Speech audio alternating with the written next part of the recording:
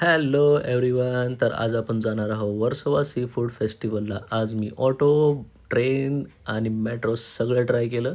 Versova sea food festival वर्षातून एकदा असतो आणि ह्यावेळेस होता 23, 24 आणि 25 जानेवारीला. मी लास्टच्या दिवशी गेलो होतो 25 जानेवारीला. लास्टचा दिवस असल्यामुळे गर्दी होतीच. जर समजा तुम्हाला सी फूडमध्ये जर वेगवेगळ्या व्हरायटी जर ट्राय करायच्या असतील, तर ह्या प्लेसला नक्की व्हिजिट करा. ही गर्दी बघू शकता. इकडे सगळे फूड लवर्स आज आलेले आहेत. आम्ही एक बघितला कोळी डान्स आणि एक छोटासा गणपती बाप्पाचा डान्स. त्यानंतर आम्ही गेलो, थोडेसे फोटो काढले आणि गेलो फूड एक्सप्लोअर करायला.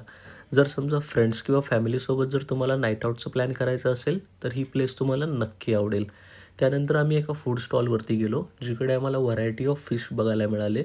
ज्याच्यामध्ये क्रॅब लॉलीपॉप, फिश टिक्का, प्रॉन्स कोलीवाडा, स्टफ बोंबील, फ्राय मोमोज, फिश केबाब हे सगळे आयटम होते.